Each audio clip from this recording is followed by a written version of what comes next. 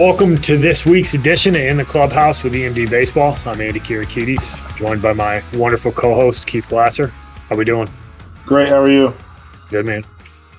Today's episode, we're going to talk about velocity and provide a little bit of context around why it matters, but why there's a lot more to the conversation that needs to be had. And I think this is important conversation to have, especially this time of year, as kids are building up and they're working towards trying to add velocity.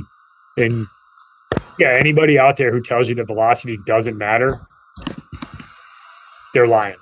That's really just that simple. Like, velocity absolutely matters. I saw an interesting statistic the other day.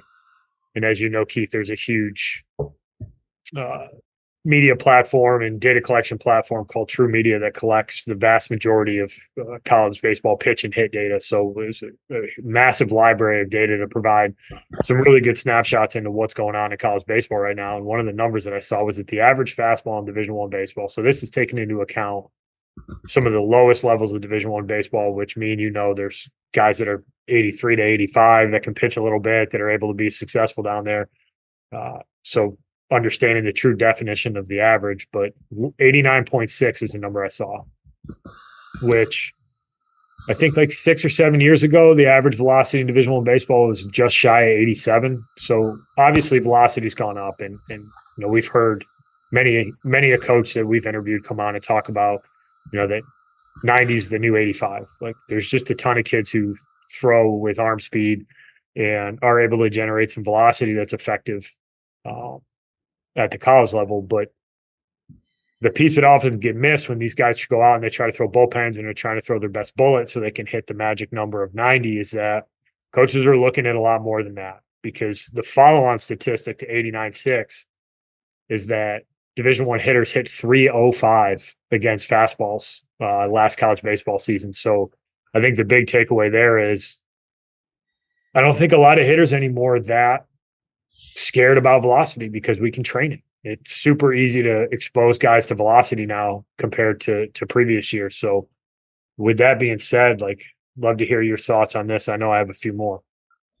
Yeah, I mean, I think the velocity piece is something that is always going to be in the conversation, no matter how long we're talking about recruiting college baseball players and playing college baseball, right? Like, velocity is going to play, but versus 10 years ago and what you see now, it is a completely different game. I think for the most part,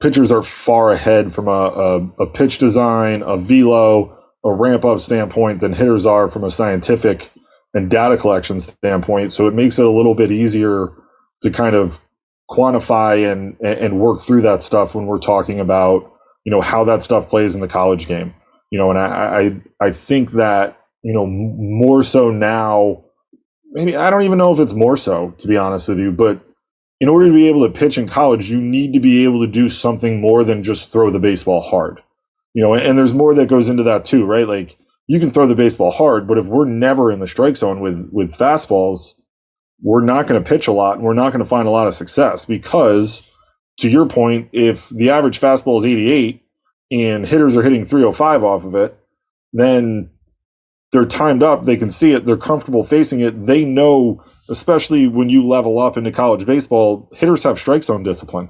So all of a sudden, you're 90, that's all over the map. You're going to walk a lot of guys. You're going to hit guys.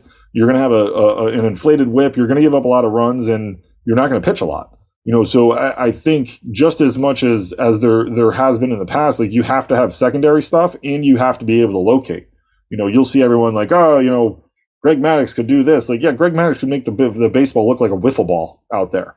But if you can locate with velocity and you have secondary stuff to go with it, it's just as important now as it was 10, 15, 20 years ago. You're still going to have to be able to throw strikes, and you're still going to have to be able to have off-speed stuff to keep hitters off balance, because, to your point, hitters aren't scared of velocity. It's easy to train velocity nowadays. Like, I did it when I was coaching. I would set the hack attack up and just set it to 88, because that is the average fastball. And hey, here you go. This is the average fastball we're going to see. If you can't handle this, we have a lot of work to do in order to get yourself in the lineup. and the guys that can handle it, like they can also handle 92, 93, things of that nature. So now, we were talking a little bit before we went live, like pitchers are now cross counting guys. They're throwing sliders in hitters counts. They're throwing changeups in hitters counts, trying to keep guys off balance and guessing so that they can have more success with all the stuff it is that they have. So, velocity, I think it's always gonna reign supreme in this game, but it's a lot more. And Coach Hobbs talked about it when he came on here, like, there's so much more that goes into it, how, like, the percentages in which you can throw fastballs for strikes, what your off-speed stuff can do. Do you get swings and misses on it? Like, what can you do with your off-speed stuff? Do you hold runners? Can you field your position? All those types of things go into it as well. So, the velocity piece, I think, is something that is the easy thing to really just kind of latch onto and be like, well, he throws hard. Like, yeah, that's great, but that doesn't get as many outs now. When we played, if you were 90, 92, like you threw pretty, it was firm and you were going to get more outs. Now, that's not the case anymore. Guys are used to it. Guys see it a lot more. They see it earlier in their careers. So it's not something that makes them uncomfortable as much as it kind of used to, 10, 15, 20 years ago. So, it's going to reign supreme, but you got to be able to do something more than just throw the baseball hard. Yeah, I mean, I think Hobbs, one of the things he said is, can you get swings and misses in the strike zone with your fastball? Right. And there's the classic term that a lot of pitching coaches use, like the dead zone. Mm-hmm. Like, he's 92, but it's in the dead zone, so it's just going to get smashed because you're not throwing hard enough to overcome a flat fastball or a fastball that just stays on plane and doesn't do anything. Like, it's got to have a wrinkle in it. You've got to be able to locate it to multiple quadrants of the zone. Like, and yeah, some of that's development stuff. Like, you don't have to be able to locate to all 4 quadrants of the zone and spin a breaking ball in order to be successful, but you need to be able to do some of it, right?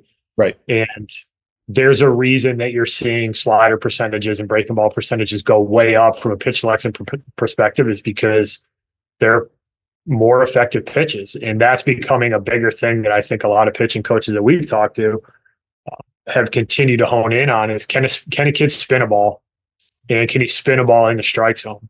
Does he have a little bit of feel for being able to shape that thing? And oftentimes they'll overlook some velocity because they know that they can train that. But can you do the other stuff really well? And I'm not saying that you can throw 80 and be a Division I scholarship guy because you spin a breaking ball and throw a bunch of strikes. That's not the case. Like, velocity is kind of a barrier to entry, but the big misnomer is that, well, if I just hit 90, like, I'm definitely a Division I scholarship arm. It's like, well, all right, let's talk about the deeper conversation here. Hitting 90 is way different than pitching at 90, right? Like, I've seen plenty of guys come out in the first inning all amped up because they know people got the radar guns up, and they're 88 to 90. And they're all over the place. They're behind in the count. They're walking guys. Then they get in the stretch and they're 85. And then they come out the second inning and they're 85. And it's like, well, you don't throw 90, you throw 85. And that's a hard thing for people because they always want to hang on to that best number, but you're not judged by your best, just like you're not just judged by your worst. You're judged by what you do consistently. And for the high school guys who are out there and they're listening to this, and the parents that are listening to it, like, it's easy to hang on to the number that you think validates how good you are, but you have to understand the details of the evaluation process from a pitching perspective. And the higher you go up, the finer the filter is. Like, if you want to pitch in the SEC, throwing hard isn't good enough, right? Maybe you can pitch at a lower level Division I school because you throw hard. Maybe that gets you in the door, but when you get to campus, you still can't be good if you can't throw strikes. It just doesn't work like that. Hitters are too good. Hitters are just a little bit more disciplined. So understanding the context around that, one, from a recruiting perspective, but two, from a development perspective, right? You go through your velo phase, but then you also need to work on consistently be able to locate a fastball. Can I get it to move? Can I get it to do something? 88 with a little bit of a wrinkle in it. If you can sink it or cut it or it's got some lift, and you kind of understand what you do well, that's better than 92 in flat without the ability to get in the strike zone early in the count. Because, I mean, we talked about it at William & Mary all the time when we were hitting, is that we wanted to take the middle part of the plate away from guys. And it wasn't about hitting taser beams all over the place. It was about being on time and being able to get good swings off. But eventually what would happen with pitchers is that they knew that if they came over the middle of the plate, our guys were on time and they were going to get good swings off. So now you start edging stuff and you start nibbling, and it's like, all right, well, now you're 1-0. And now you got a cross count, but you don't have the ability to shape a breaking ball and cross count a guy. So now we're hitting an advantage count, and high school kids can get away being 2-0 and just throwing 88 down the middle. And most high school kids aren't going to turn it around, or they're going to get bad contact. You get in college and you're going to get punished. And coaches aren't recruiting high school players. They're recruiting guys to get guys out in college. And I think that context and I think the detail around that is really important for people to understand. Yeah, I mean, I don't have a whole lot to add to that because I think you nailed this entire discussion.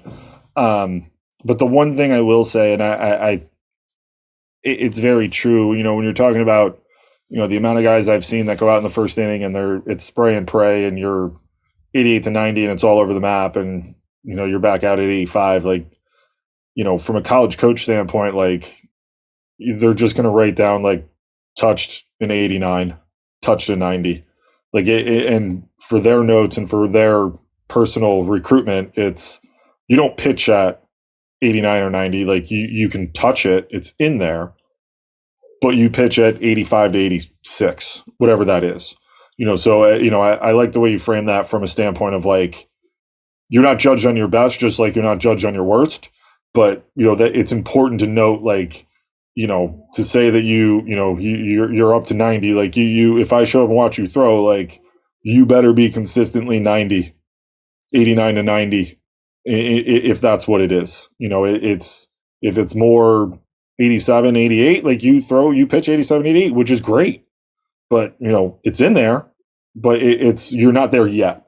It is I think what I'm really driving at there. So, you know, I don't really have much to add other than, you know, to make sure that, you know, there's a distinct difference between being able to touch it and be able to pitch at it. And, you know, that's when you get to college, like that's where, you know, things start to separate pretty quickly, especially when you're a young pitcher.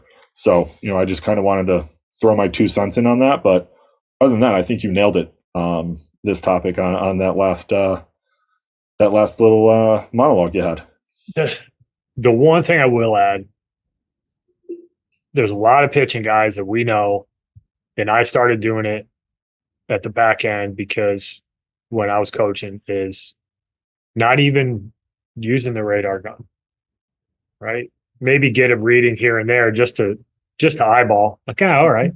But most pitching coaches tell you, like, I don't need a radar gun to tell me whether you're good or not, because the hitters will tell me what I need to know. Like if you're facing a good hitter and that guy's not squaring it up because you're able to command the ball, or you can cross count, or your fastball is doing something that's unique, I'm probably less worried about your velocity and more worried about, can you get guys out? So yeah, now I say that with like, yeah, velocity matters, but you can tell a lot about a kid without a radar gun. Mm-hmm. And a lot of coaches that I know, at least the guys that I really respect and I think are really good at their jobs, they don't sit there and get a radar reading on every single pitch. They're watching, how's the ball coming out of his hand, tempo, athleticism, how's he move, what are the swings from the hitters look like? You know, does he make guys look awkward? Does he make guys look uncomfortable? And if you do that and some of the metrics match, that's usually kind of the magic potion.